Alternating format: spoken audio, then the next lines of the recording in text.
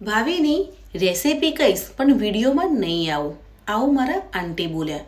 કાલે રવિવાર હતો એટલે મારી ફ્રેન્ડ અને તેના મમ્મી મારી ઘરે આવ્યા હતા. તેમને ખબર હતી કે આજે હું ગુંદરના લાડુ બનાવવાની છું. એટલે આંટી કે શિયાળા સ્પેશિયલ ગુંદરના લાડુની રેસીપી આજે હું તને કહીશ, તે રીતે તું બનાવજે, પણ વિડીયોમાં હું નહીં આવું. તો આજે મારા આંટીના સ્પેશિયલ ગુંદરના લાડુની રેસીપી તમારી સાથે શેર કરવાની છું. હવે ગુંદરના લાડુ બનાવવા માટે મેં અહીંયા ખેરી ગુંદર લીધો છે. હવે ગુંદર બે રીતનો આવતો હોય છે, એક બાવળિયો ગુંદર અને એક ખેરી ગુંદર. હવે ખેરી ગુંદર સ્ત્રી અને પુરુષ બંને ખાઈ શકે છે. અમુક એજ પછી ખેરી ગુંદર છે તે સ્ત્રી પણ ખાઈ શકે છે. તો અહીંયા મેં ખેરી ગુંદર લીધું છે. તે જ પ્રમાણે ટોપરાનું છીણ લીધું છે. ટોપરાની જે કાચલી આવતી હોય છે તેને છીણીથી છીણી લેવાની છે. 1 કપ કાજુ લીધા છે, તે જ પ્રમાણે 1 કપ બદામ લીધા છે. તમારે કાજુ અને બદામ વધારે લેવા હોય તો પણ લઈ શકો છો. અહીંયા મેં 32 પાવડર આવે છે, જે કાટલું કહીએ છીએ તે લેવાનું છે.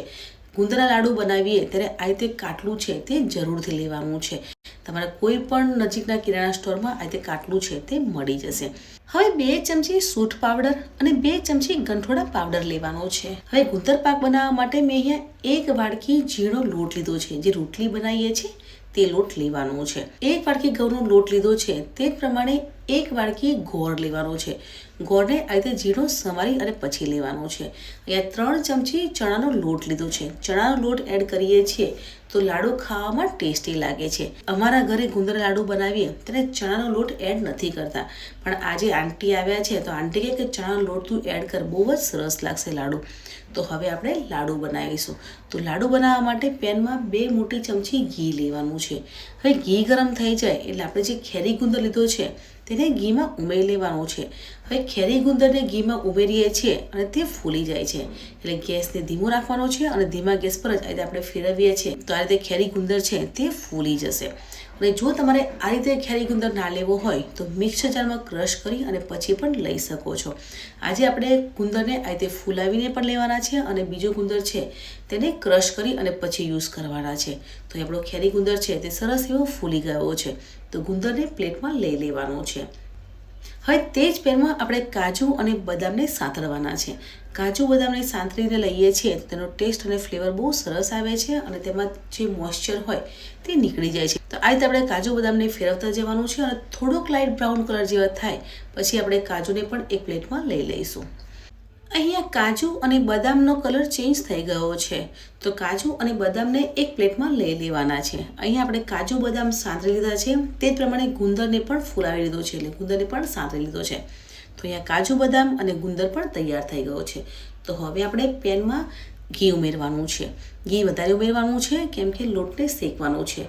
હવે 1 વાડકી લોટ લીધો છે તેને ઉમેરી લેવાનો છે અને શેકવાનો છે. હવે ગેસની ફ્લેમ ધીમી રાખવાની છે અને ધીમા ગેસ પર જ આપણે લોટને શેકી લઈશું. અહીંયા લોટને શેકતા 7 થી 8 મિનિટ જેવો સમય લાગે છે, એટલે ગેસને ધીમો રાખવાનો છે અને ધીમા ગેસ પર જ આપણે લોટને શેકી લઈશું.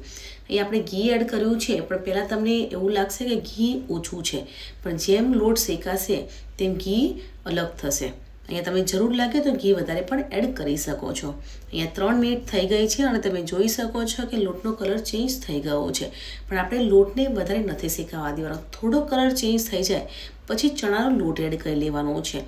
ચણાનો લોટ ઉમેરી અને લોટને સાથે શેકી લેવાનો છે. અહીંયા આપણે પહેલાં ઘઉંનો લોટ શેક્યો અને ઘઉંનો લોટ થોડોક શેકાઈ જાય પછી ચણાનો લોટ ઉમેર્યો છે. પણ જો તમારે ચણાનો લોટ આ રીતે ના ઉમેરવો હોય તો અલગ પેનમાં ઘી લેવાનું છે અને ઘીમાં ચણાના લોટને શેકી લેવાનો છે. તે રીતે પણ તમે કરી શકો છો, પણ અહીંયા આપણે ઘઉંનો લોટ અને ચણાનો લોટ બંનેને સાથે શેકી લીધા છે. હવે બંને લોટનો કલર ચેન્જ થઈ જાય અને સરસ એવી સુગંધ આવે ત્યાં સુધી શેકાવા દેવાનું છે. અહીંયા તમે જોઈ શકો છો કે લોટનો કલર ચેન્જ થઈ ગયો છે અને શેકાઈ ગયો છે. હવે આપણે ખેરી ગુંદરને મિક્સર જારમાં ક્રશ કર્યો હતો તેને લોટમાં ઉમેરી લેવાનો છે અને સાથે મિક્સ કરી લેવાનું છે, એટલે ખેરી ગુંદર છે તે શેકાઈ જશે. અહીંયા આપણે ગુંદર લાડુ બનાવવા માટે 1 વાડકી ખેરી ગુંદર લીધો હતો.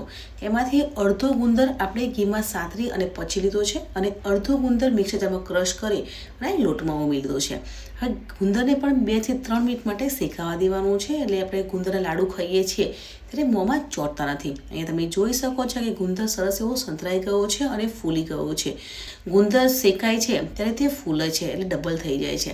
તે આપણે પેનમાં ઉમેર્યો છે તો ગુંદર ફૂલી ગયો છે. તમે જોઈ શકો છો કે લોટ પણ ડબલ થઈ ગયો છે. તો આપણો ખેરી ગુંદર છે તે સરસ એવો શેકાઈ ગયો છે. હવે આપણે 1 વાડકી ટોપરાનું છીણ લીધું છે, તેને પેનમાં ઉમેરી લેવાનું છે અને સાથે મિક્સ કરી લેવાનું છે. એટલે ટોપરાનું છીણ છે તે સરસ એવું શેકાઈ જશે. હવે ટોપરાનું છીણ ઉમેરી અને 1 જ મિનિટ માટે શેકાવા દેવાનું છે. તો એ ટોપરાનું છીણ છે તે સરસ એવું મિક્સ થઈ ગયું છે. તો ગેસને બંધ કરી લઈશું અને મિશ્રણને એક બીજા વાસણમાં લઈ લેવાનું છે. તો અહીં આપણે એક મોટું વાસણ લેવાનું છે. તો આપણે આ રીતે આપણે મિશ્રણને એક મોટા વાસણમાં લઈ લઈશું અને થોડું સ્પ્રેડ કરી લઈશું. એટલે મિશ્રણ છે તે ઠંડુ થઈ જશે. આજે આપણે ગુંદરના લાડુ ગોળના બનાવવાના છે. તમારે ખાંડના બનાવવા હોય તો પણ બનાવી શકો છો, પણ ગુંદરના લાડુ ગોળવાળા બનાવીએ તો ખાવામાં ટેસ્ટી લાગે છે. તો હવે તે જ પેનમાં 1 થી 2 ચમચી ઘી લેવાનું છે. હવે 1 વાડકી ગોળ લીધો છે તેને ઉમેરી અને સાથે મિક્સ કરી લેવાનું છે. હવે આપણે ગોળ ઉમેર્યો છે તો તેનો કોઈ પાયો નથી બનાવવાનો, ખાલી ગોળ ઓગળી જાય ત્યાં સુધી જ થવા દેવાનું છે. ગોળનો પાયો બનાવશો તો લાડુ કડક થઈ જશે. એટલે ગોળ ઓગળી જાય ત્યાં સુધી જ થવા દેવાનું છે. અહીં આપણો ગુંદર છે તેને પણ આપણે હાથથી આ રીતે ક્રશ કરી લેવાનો છે, કાં તો એક વાડકી લેવાની છે અને તેને પ્રેસ કરી લેવાની છે. એટલે ગુંદર છે તે થોડો ઝીણો થઈ જશે.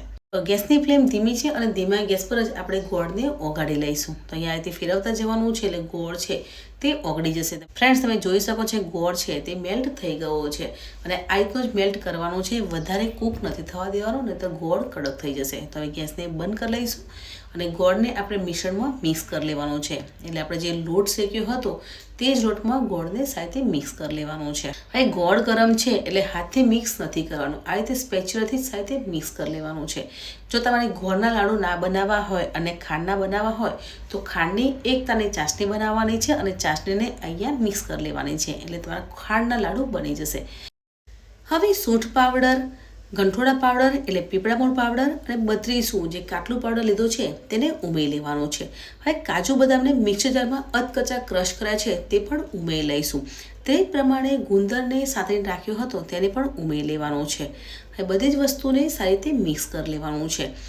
ગોળ ગરમ છે એટલે હાથથી નથી મિક્સ કરવાનું, આ રીતે સ્પેચ્યુલાથી મિક્સ કરી લેવાનું છે.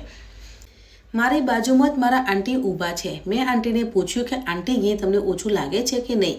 તો આંટીએ કીધું કે પરફેક્ટ માપ સાથે આપણે લાડુ બનાવ્યા છે તો ઘી ઓછું નહીં પડે, પણ જો તમને જરૂર લાગે તો ઘીને ગરમ કરી અને પછી ઉમેરી શકો છો. અહીં આપણે આ રીતે લાડુ વાળીએ છીએ તો લાડુ વરાય છે એટલે ઘી પરફેક્ટ છે. તો હવે આપણે સેમ સાઇઝના લાડુ બનાવી લઈશું. ફ્રેન્ડ્સ, આજે આપણે શિયાળામાં ખાઈ શકાય તેવા ટેસ્ટી અને હેલ્ધી ગુંદરના લાડુ બનાવ્યા છે. આજે આપણે લાડુ ખેરી ગુંદરમાંથી બનાવ્યા છે, પણ જો તમારે ખેરી ગુંદર ના લેવો હોય અને બાવળિયો ગુંદર લેવો હોય તો પણ લઈ શકો છો. પણ આજે આપણે ગુંદરના લાડુ ખેરી ગુંદરમાંથી બનાવ્યા છે. હવે ગુંદરની વાત કરીએ તો ગુંદર ખાવાથી શરીરમાં થતી કમજોરી દૂર કરે છે અને તાકાત વધારે છે.